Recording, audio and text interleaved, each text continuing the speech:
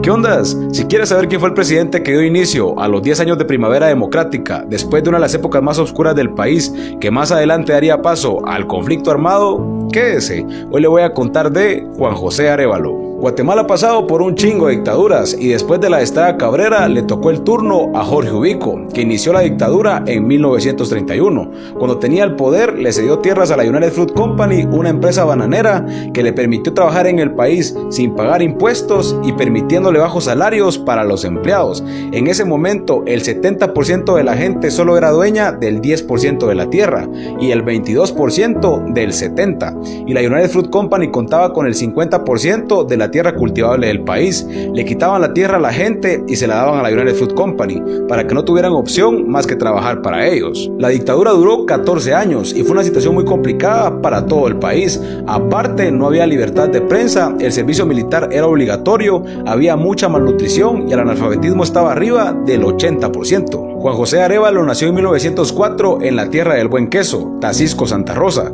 Su padre era agricultor y su madre maestra, de donde agarró el gusto por la educación. Entró a la Escuela Central para Varones, donde se graduó como maestro, y más adelante entró a la Facultad de Derecho de la Universidad de San Carlos de Guatemala, y desde joven mostró su interés por cambiar a Guatemala a través de la educación. Pero como también le gustaba escribir, a sus 21 años diseñó un método nacional para aprender simultáneamente lectura, escritura y dibujo. Era su tesis para graduarse de maestro, pero tenía tanto potencial que el Ministerio de Educación la metió al pensum nacional. Y gracias a la calidad de esta publicación pudo viajar a Europa y también ganó una beca para estudiar en Argentina. Se fue a Argentina a estudiar filosofía y ciencias de la educación, donde se graduó en 1934. Regresó a Guatemala para trabajar en el Ministerio de Educación para tratar de hacer algunos cambios, pero debido a la presión de Ubico tuvo que salir del país, regresando a Argentina. Y en el país la cosa estaba complicada. Quien protestaba contra Ubico era desvivido y en muchos casos utilizaba un arma que tenía, que era conocido como Tatadios.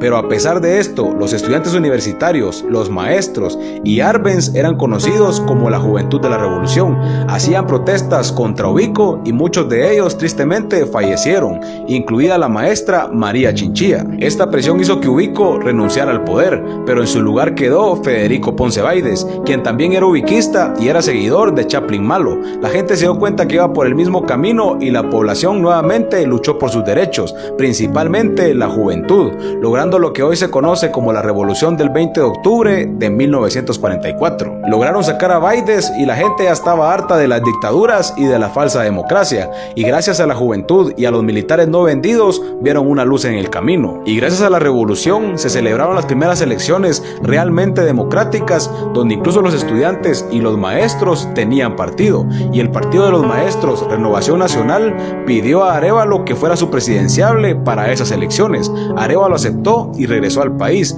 Fue recibido por la gente con los brazos abiertos y le mostraron todo el apoyo. Las elecciones se llevaron a cabo en diciembre de 1944 y Arévalo las ganó con el 85% de los votos, y junto a Arbenz y la Juventud de la Revolución dieron inicio a los 10 años de primavera democrática. El periodo de Arévalo fue de 6 años, donde se mejoró el sistema educativo, se construyeron hospitales, las escuelas federales, más carreteras, y se mejoró la agricultura y la industria, colocando las bases para la reforma agraria. También se creó la Facultad de Humanidades de la Universidad de San Carlos, el ICS y el Código de Trabajo. Además se dio autonomía a las municipalidades y al Banco de Guatemala, y la esposa de Juan José Arévalo, Elisa Martínez, también creó guarderías y comedores para los hijos de las madres trabajadoras. Y gracias al Código de Trabajo se establecieron jornadas laborales de 8 horas y no de 14 como pasaba en el tiempo de Ubico. Además se establecieron vacaciones para las trabajadoras que estuvieran en gestación. También se estableció la indemnización y el salario mínimo. Y cuando terminó el periodo de Arévalo, la población eligió como presidente a Jacobo Arbenz,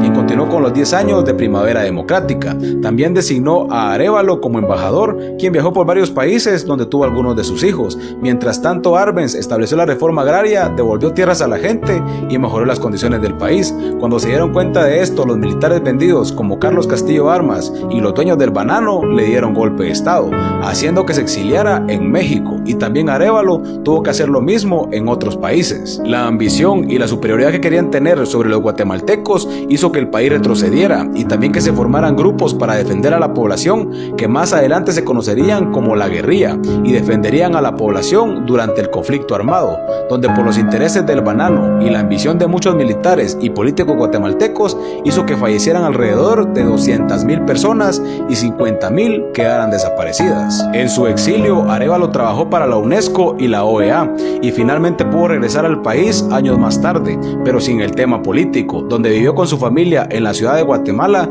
y finalmente falleció en 1990. Y así que ya sabe, el cambio es posible, pero también es responsabilidad de la gente. Y a los de Semilla, el pueblo va a luchar por ustedes, pero si nos fallan, recuérdense que la gente ya despertó y la historia nunca olvida. Pues,